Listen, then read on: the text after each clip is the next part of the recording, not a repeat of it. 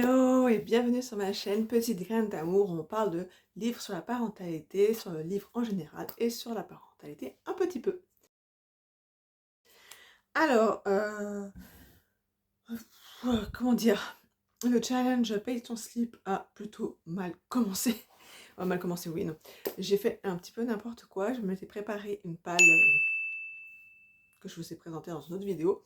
Et en fait, j'ai fait toute autre chose parce que j'avais un petit peu oublié qu'il y avait la nuit du hasard. Du coup, j'ai mis un livre de la nuit du hasard au milieu de ma palle. Je ne sais plus si j'avais fait le retour par rapport à un puzzle de Franck Tillier. J'ai un gros doute. Mais du coup, il a été fini. Alors lui, par contre, ne rentre pas dans le challenge Paye ton slip parce qu'il a été fini avant le début du mois de juin. Alors, pour faire court, parce que je n'ai plus le livre, je l'ai lu, je l'ai revendu. Je garde très très peu mes livres en fait. Je garde en fait les classiques pour mes enfants parce que je me dis qu'ils peuvent très bien les lire en cours. Et que si un jour ils ne les lisent pas en cours, et ben peut-être qu'ils les liront ailleurs, sinon je les revendrai. Hein, voilà, je les donnerai. Donc Franck Tillier, voilà, je l'ai vendu, donc je n'ai plus le résumé. J'ai l'histoire en tête, alors on va suivre. Je ne me rappelle plus le nom des protagonistes. Il y a Chloé et Antoine. Bref, on va suivre un type qui est dans une sorte de grande chasse au trésor en fait, où on leur explique qu'ils sont dans un jeu. Déjà pour rentrer dans le jeu, il s'est passé des mois de recherche parce que c'est quelque chose qui est quasi invisible, que seuls les connaisseurs peuvent trouver. Il rentre avec son ex-petite copine Chloé, après quelques tests, et il rencontre donc les autres protagonistes qui participent également au jeu, et il se retrouve enfermé dans un ancien hôpital psychiatrique. Je me dis que si je vais plus loin, je raconte à peu près pratiquement toute l'histoire.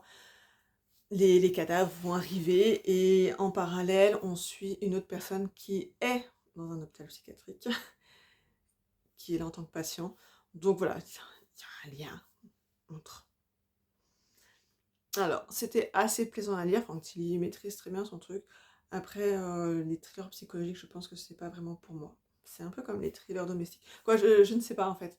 J'avais beaucoup aimé Les Refuges de Jérôme Loubry. Donc peut-être que j'avais trop d'attentes. En fait non, parce que il n'y a pas vraiment de lien, à part que c'est psychologique. Donc je ne sais pas, mais c'était pas, pour moi c'était pas transcendant. C'était très bien écrit, c'était très bien fait, mais c'était pas transcendant pour moi. Voilà. Donc ensuite j'ai lu une pavasse de Lucinda Riley, La Nuit de Minuit, La Rose de Minuit, pardon. On va suivre en fait une actrice qui s'appelle Rebecca Bradley, qui alors elle est aux États-Unis, elle vit aux États-Unis, et pour le besoin d'un tournage, elle va aller en Angleterre dans le manoir de Asbury Hall, et elle a une ressemblance troublante avec une des aïeules qui habitait là-bas.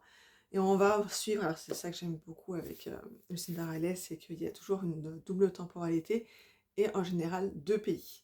Donc on va suivre, comment elle s'appelle, j'ai oublié, pourtant j'ai beaucoup aimé.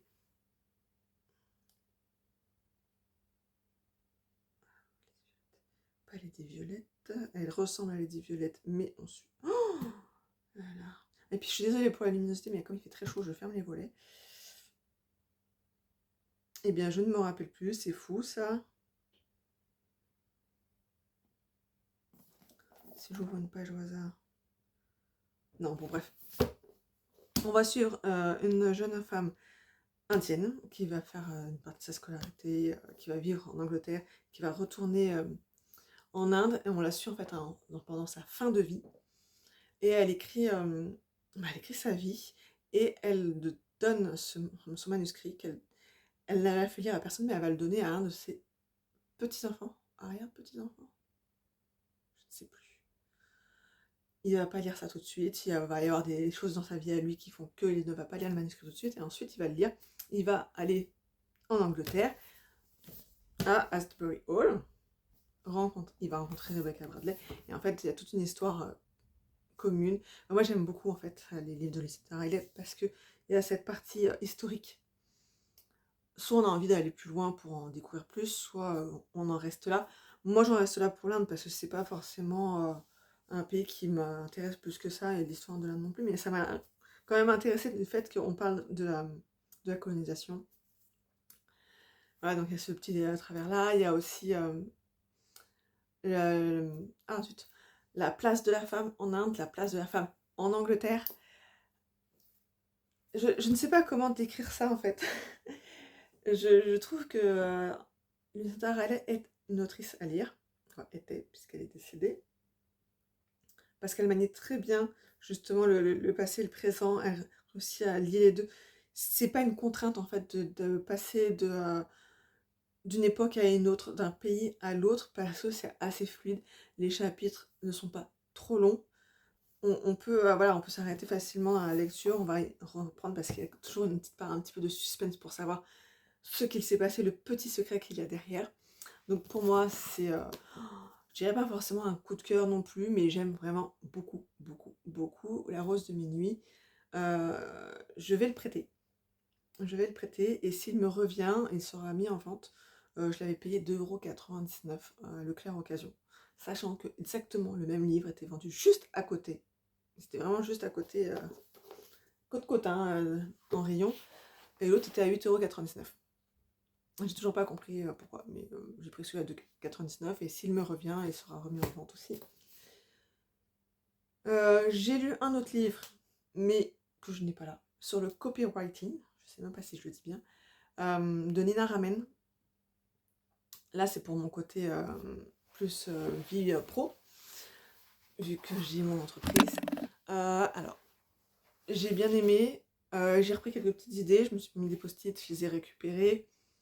On parle vraiment du copywriting, un petit peu de la newsletter, beaucoup de LinkedIn, un petit peu des réseaux sociaux. Je l'ai mis en vente, c'est pour ça qu'en fait je l'ai plus avec moi. Il n'est pas vendu, mais il est dans une autre pièce et j'ai oublié de le prendre. Il y a des choses que j'ai découvertes.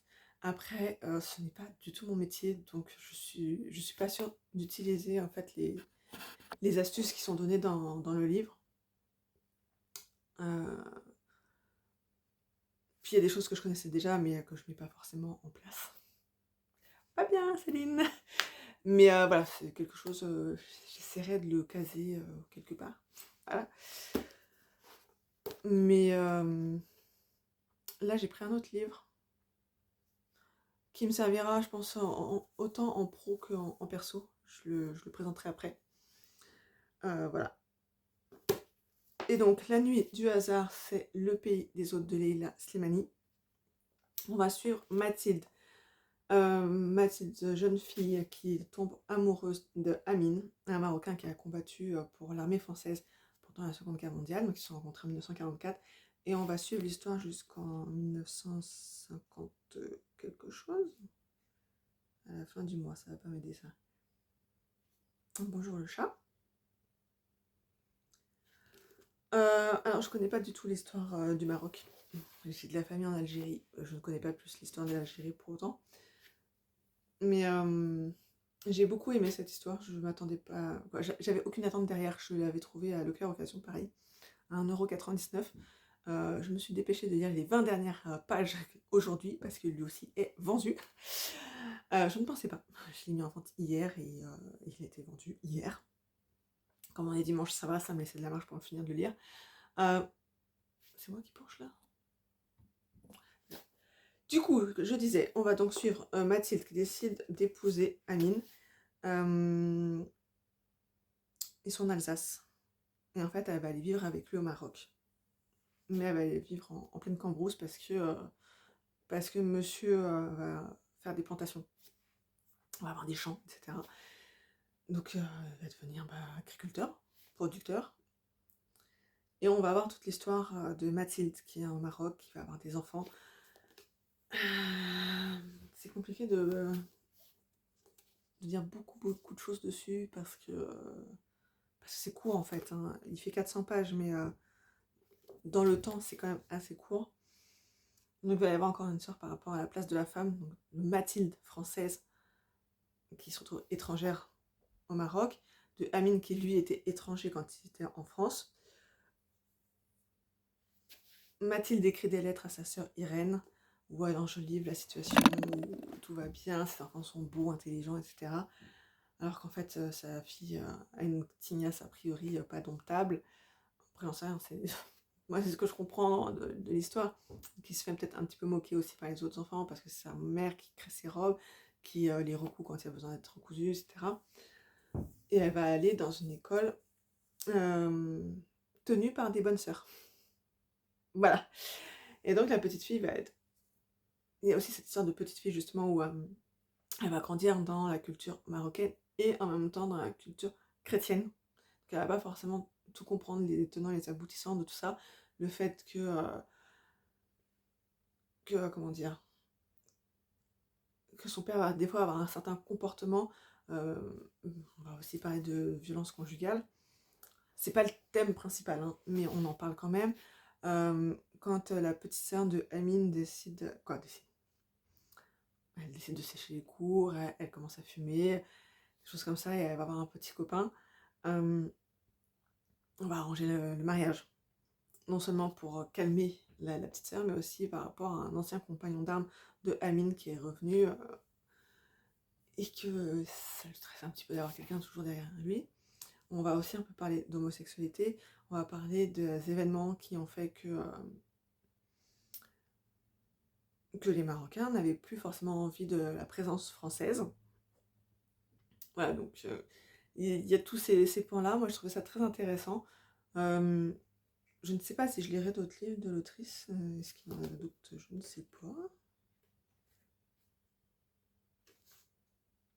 Oui, il y en a d'autres. 1, 2, 3, 4, 5, 6. Oui, donc on a quand même écrit plusieurs. Je ne sais pas si je relirai l'autrice. Ça se lit assez facilement. Voilà, j'ai bien aimé. J'ai bien aimé parce qu'on a la vision de Mathilde sur la vie de famille, sur la vie au Maroc, sur sa vie en tant que Française à l'étranger, sur la désillusion de son mariage, sur le manque d'argent, sur un tas de choses. Oui, la place de la femme. C'est, j'ai bien aimé en fait. Le fait que ce soit après-guerre aussi, c'est pas mal. C'est à la fois contemporain et pas tout près non plus. À voir ce qui en serait maintenant. Voilà, j'ai bien aimé. Je viens clôturer ce vlog toujours dans la pénombre parce qu'il fait plus de 29 degrés dans la maison. Euh, il est 15h, on est vendredi 20 juin. Et à 13h30, le thermomètre qui est dehors, qui était à l'ombre, était à 36 degrés. Donc je n'ose même pas penser à quand je vais devoir sortir chercher les enfants. Sachant que j'en ai un qui était en sortie scolaire pour la sortie de fin d'année. Ils sont partis visiter les marais salants. Voilà, donc j'espère qu'il ne va pas revenir rouge cramoisi parce que c'est un enfant qui a une peau de blond. Donc il rougit tout de suite et même bronzé, il a l'air pâle. Donc je crains le pire. Pourtant il a la casquette, la crème solaire, les lunettes de soleil. Donc on va voir quand ce sera l'un des. Je ne sais plus où je me suis arrêtée. Donc il n'y aura pas vraiment trop de continuité par rapport à ce que j'ai pu dire avant, je pense. Qu'est-ce que j'ai lu?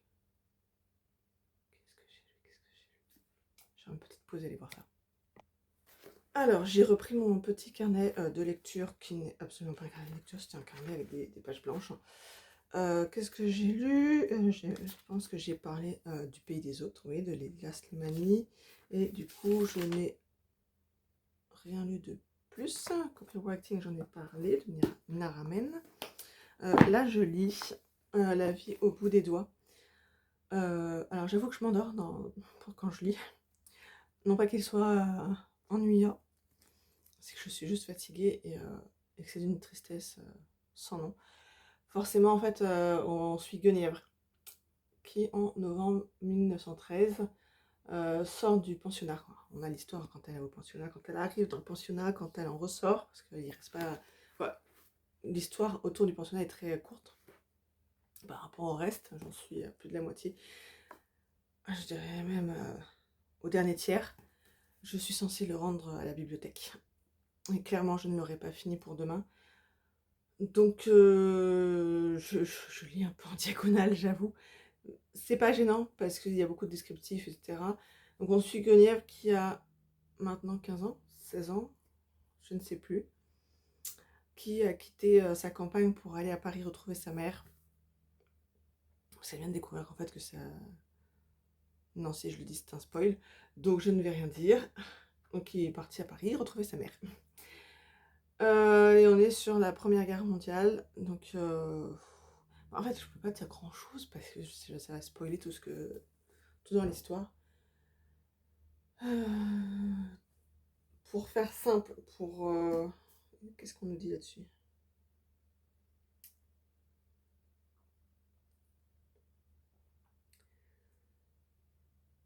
On dit pas grand chose. Oui, si, on dit quelque chose, vrai ou pas. En fait, donc, Guenièvre n'est plus avec ses parents et elle est partie en pensionnat.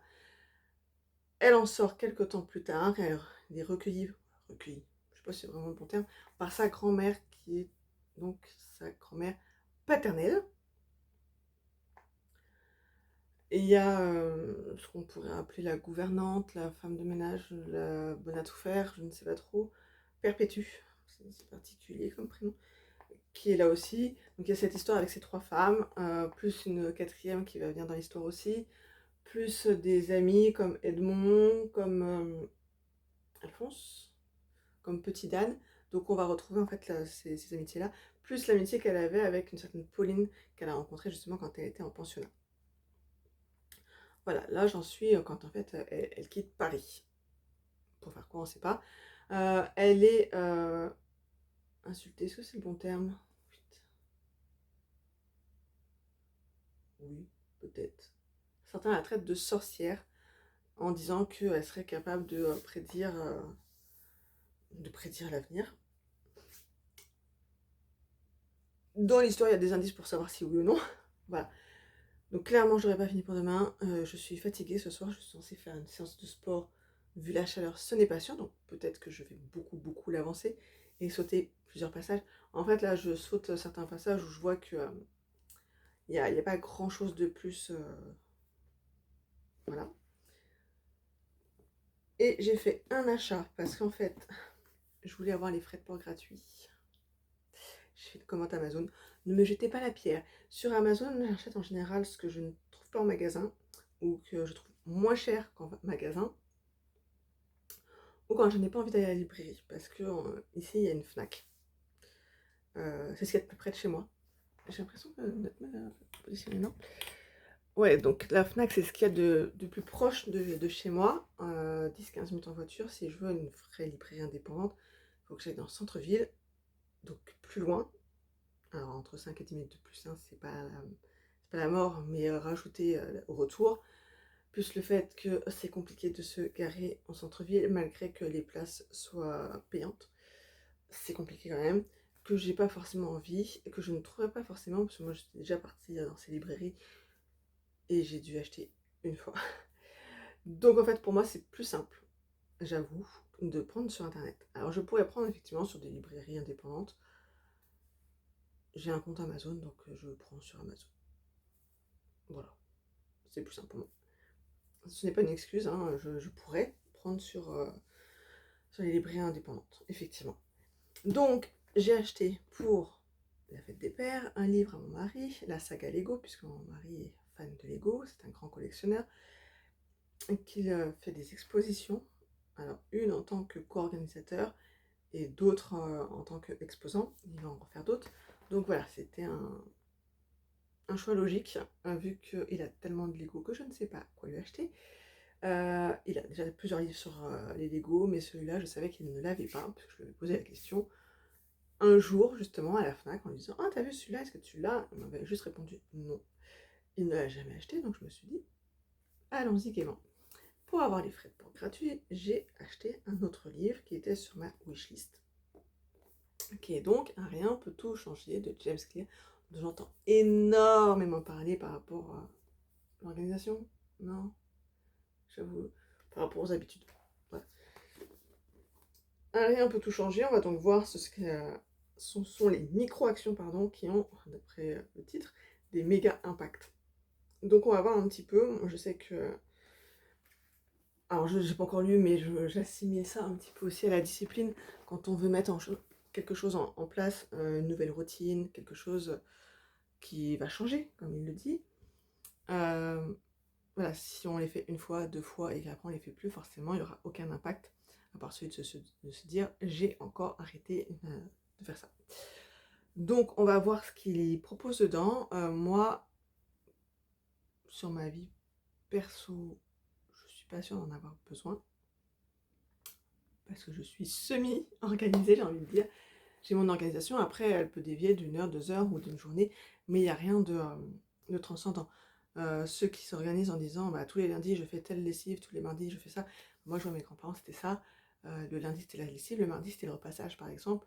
Le vendredi matin c'était le ménage et le vendredi après-midi c'était les courses.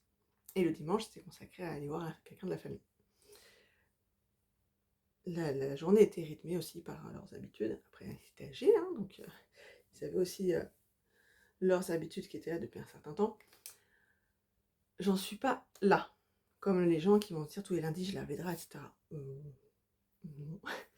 Les draps sont lavés toutes les semaines, mais pas forcément le lundi, parce que je fais en fonction de ce que j'ai dans mon bac à linge, par exemple. Là, on dévie complètement de la lecture. Désolée. Si ça ne vous intéresse pas, vous pouvez couper là, parce que je ne vais plus parler de lecture pour le coup. Ouais, si, puisque je pense qu'il y a peut-être un lien avec ça.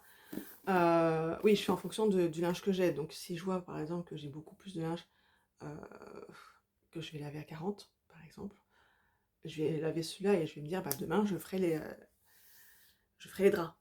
Et comme ça je récupère aussi les serviettes au passage, etc. Mais voilà, tout est toujours lavé toutes les semaines. Mais j'ai pas de jour fixe parce que déjà ça ne m'intéresse pas. Je vois pas l'intérêt par rapport à moi. Peut-être que pour certains c'est bien mieux cadré et que ça leur plaît comme ça. Donc ça, j'ai envie de dire, chacun fait un peu comme il veut. Là où j'aimerais peut-être... en fait, j'ai pas vraiment d'attente par rapport au perso là-dessus. Ça va vraiment être plus pour moi par rapport au professionnel, ce que je peux mettre en place qui pourrait m'aider. Je sais qu'à une époque, le vendredi après-midi, c'était pour ma gestion des réseaux sociaux. Donc je préparais toutes mes publications de la semaine suivante pour les réseaux sociaux. Donc je faisais le brainstorming, la création de contenu, donc avec Canva en général, mes légendes, et je programmais tout ça.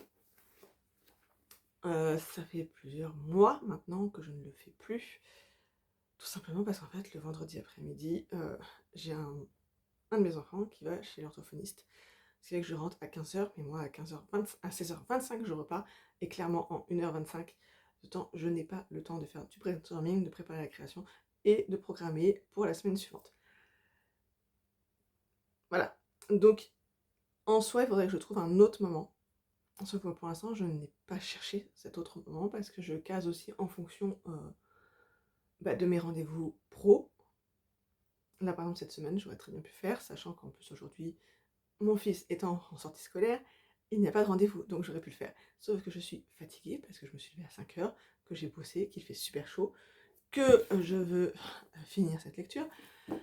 Donc bref, voilà, je me trouve des excuses. Et en même temps, je me dis, bah, si j'avais eu un rendez-vous le vendredi matin, bah, j'aurais pas fait le vendredi matin. Donc, est-ce que, c'est des questions bêtes, hein, mais est-ce que je me dis, voilà, par exemple, tous les lundis après-midi, je m'occupe des réseaux sociaux, et clairement, le lundi après-midi, je n'ai plus aucun rendez-vous. Voilà, c'est des choses, je me dis, peut-être que ce truc-là va m'aider à me dire, en fait, c'est pas du tout ça qu'il faut que je fasse. Peut-être que c'est, je me prends 1 heure tel jour pour brainstormer, 1 heure un autre jour pour faire la création, et 1 heure un autre jour pour faire la programmation. Je ne sais pas. C'est des choses, c'est tout con, hein, mais ouais, j'arrive pas à m'organiser là-dessus en fait depuis qu'il va chez l'orthophoniste, donc ça fait quand même plusieurs mois. Je dirais pas depuis la rentrée de septembre parce que clairement non. Mais ouais, plusieurs mois. Et en même temps, parce que je n'ai plus cette volonté de poster pour poster, j'en suis à un point où en fait les réseaux sociaux me gonflent. Ou des fois j'ai envie de poster et puis je prends pas le temps de me poser pour faire les choses parce que bah, j'ai d'autres choses à faire, parce qu'à ce moment-là j'ai pas envie. Voilà, je pense que aussi quand je suis toute seule, je suis mieux organisée, je suis plus productive, alors que par exemple je peux avoir les enfants, les 4 avec moi, et être beaucoup plus productive que si mon mari est là et que ça me permet de dégager du temps. Voilà, aucun rapport du coup avec la lecture. Si ça se trouve, ça ne m'aidera absolument pas, je n'en sais rien. Je ne sais pas quand je vais le lire. Il y a 300 pages. Si j'enlève... Oui, 300 pages à lire. C'est écrit relativement gros. Il y a des tableaux. J'ai cru voir des schématales. Ouais, voilà, il y a un tableau. Donc je pense que ça peut se lire rapidement. Mais là, je suis plus dans une volonté de lecture en fait en ce moment. Je sais pas si c'est la chaleur ou pas. Une remise en question, des réflexions autour du pro justement. De me diversifier ou pas me diversifier, de prendre un autre job, sachant que j'ai déjà 2 jobs en plus de mon entreprise. Je réfléchis à ça parce que là, grosse dépense pour ma toiture, ça m'a pris toutes mes économies. Et je me dis là, le moindre truc qui pète, je n'ai rien à part les livrets des enfants. Et que j'ai pas forcément envie d'utiliser les livrets des enfants. Et cette mouche commence à m'énerver. Donc, ouais, niveau lecture, en fait, de me dire qu'il faut absolument que je finisse ce livre pour le rendre à la bibliothèque me coupe complètement de la lecture. Hein, je reviens quand même à la lecture. Parce que c'est pas forcément ça que j'avais envie de lire maintenant. Et que je sais que si je le rends à la bibliothèque, je le reprendrai pas. Parce qu'il est déjà bien entamé. Donc ça, c'est un frein aussi. Parce que je me dis, là, je me force à lire quelque chose que je voulais pas forcément lire maintenant. Qui est une recommandation, donc c'est même pas un choix. Si c'est un choix, j'ai décidé de le prendre le livre. Mais je veux dire, c'est pas forcément un livre vers lequel je serais allée. Déjà parce que il fait vieux. Et que j'ai du mal avec les vieux livres. Tout jaunis, etc. C'est une lecture sur la guerre de 14-18. Je suis pas sûre que j'y serais allée non plus. Sachant que j'ai mis en pause depuis plusieurs années Les Bienveillantes, qui est sur la Seconde Guerre mondiale, que pourtant j'ai acheté à sa sortie, donc autant dire qu'il est sorti il y a un certain temps, parce que c'est ma mère qui me l'avait acheté. Voilà. Donc, ouais, question lecture, du coup, je suis plus trop emballée. Parce qu'il y a 2 jours, je me suis dit, ah, j'ai envie de lire Michelle Obama. Ça, maintenant, il faut d'abord que je finisse ce livre. Puis après, je me suis dit, oh, j'aimerais lire ce livre. En plus, je suis sûre que si ça se trouve, il va pas m'intéresser plus que ça, ou je vais en prendre que quelques idées et je vais le mettre en vente, et si ça se trouve, je pourrais le revendre à un bon prix. Ouais, peut-être pas, j'ai payé 19,99. Mais oui, cette lecture, même si elle m'intéresse, et le côté j'ai des visions ou pas, m'intéresse, mais sans plus. Et je n'aime pas abandonner un livre. C'est très rare que j'abandonne un livre. Je crois que j'ai dû en abandonner 2. Parce que Les Bienveillantes, je ne le considère pas comme un abandon. Je le reprendrai un jour, c'est sûr. Quand j'aurai bien vidé ma palle. Il y en a un que j'avais lu, c'était le petit traité des mandalas, parce qu'en fait, m'intéressait pas. J'ai dû lire quelques pages, hein, mais ça m'a trop intéressé. Les mandalas, déjà, à la base, ne m'intéressent pas. C'était un livre que j'avais eu dans une box, je crois. Je me suis dit, bah, c'est pas grave, même si je ne l'ai pas payé en soi. Ah si, je l'ai payé, puisque c'était dans la box. Mais je l'ai pas payé, je ne l'ai pas payé plein pot. Je me suis dit, je vais le lire quand même. Mais en fait, là, c'était un vrai abandon. Parce que ça m'intéressait absolument pas. Je pourrais même pas dire de quoi ça parlait, à part le petit traité du mandala. Aucun souvenir, du peu que j'ai lu. Ce livre-là, je dis pas que j'aurais pas de souvenirs. Il y a des livres comme ça pour lesquels j'ai peu de souvenirs. Bon, ça, je viens de les lire. Ah non, c'est une wishlist. Je me disais, je l'ai pas lu, ce livre. Tiens, dans ceux que j'ai lus cette année, j'en suis à 43 livres. Et s'il y en a, l'alchimie, je m'en souviens, mais ça m'a pas du tout intéressé. La vie précieuse, j'ai pas aimé. Par exemple, la bibliothèque de minuit, je m'en souviens encore. Alors, j'ai lu début janvier. Être une femme, aucun souvenir, après ça m'a pas plu. Marie d'Ange, je m'en souviens. Bon, mais les mondes d'autant, j'en ai lu plusieurs, c'est bon, ça je m'en souviens. Sous un ciel étoilé. Si, oui, bof.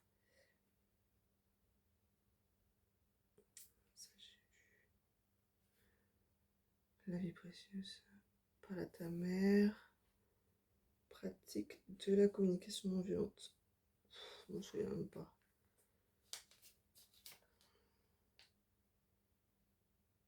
Un amour de teen, oui, ça me revient. Donc l'alchimiste, la confiance en soi, c'est pareil. Aucun souvenir de ce que j'ai lu. Mes ruptures avec Laura Dean, c'était un graphique. La vie qui reste, j'ai beaucoup aimé. Veiller sur elle, je n'ai pas aimé. Le café du temps retrouvé, ok. Dopamine. Je sais plus ce que j'avais dit dans la chronique, mais je m'en souviens. Le café où vivent les souvenirs et le café des au revoir, bah, ça va avec le café du temps retrouvé. La femme de ménage, j'ai pas aimé. La chanteuse de bal, je trouve ça mignon. L'histoire n'est pas mignonne en soi, mais j'ai bien aimé. Oui, l'étrange voyage de Monsieur Daldry. Ah, je me souvenais même pas l'avoir lu, mais oui. Les gains de Lucas, le graphique, oui. Cette lettre, j'ai trouvé ça bof. C'est Montessori. La vie en ose, oui, ça se lit. Le couple d'à côté, oui, j'ai trouvé ça bof. 5 camions au soleil, j'ai bien aimé. Un long, si long après-midi. Oui, oui, oui, avec la femme de ménage noire. Attentat, la rue qui nous sépare. Chienne de garde, puzzle. Solopreneur, le 25e heure. Paix des autres, la vie au bout des doigts, donc c'est celui-là. La rose de minuit et copywriting. Moi, j'ai lu plusieurs livres sur le autour de l'entrepreneuriat. Ça, c'est pareil. Je me suis dit, tiens, je vais lire Anthony Robbins, Esther, je sais plus quoi, Bic, là, sur de l'attraction, des trucs comme ça. Et en même temps, ça me donne pas envie plus que ça. Donc, ouais, là, je pense que je vais être un petit peu en panne. Donc, soit ça, qui n'est pas du tout un roman, je vais le lire. Pas vraiment de problème d'inspiration avec ça. Soit peut-être l'autobiographie de Michelle Obama. Ça peut être un bon départ. Non, ça marche pas. Une bonne reprise, peut-être. Voilà, et le chat vient nous faire quoi? Chat qui va être adopté normalement. Ah bah là. Bon, oui, ma belle.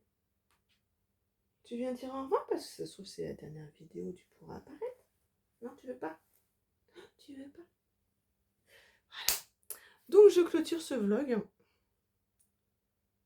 J'étais en train de chercher combien de lectures il y avait eu. Mais je ne sais plus. Donc voilà, s'il y a des livres que vous avez lus comme d'habitude, dites-moi ce que vous en avez pensé. Voilà, elle vient vous dire au revoir. Je ne sais pas quand elle va partir. Ah bah, oui. Dites-moi ce que vous en avez pensé et dites-moi si vous avez des recommandations à me faire. Peut-être que ça me relancera de me dire... parce qu'en fait, j'ai pas envie de prendre quelque chose dans ma palle pour l'instant, en fait. Donc, si vous avez quelque chose à me recommander, n'hésitez pas à me dire vos avis sur les lectures. Oui, toute belle. Et à vous abonner. C'est bon pour l'algorithme. Voilà. À la prochaine.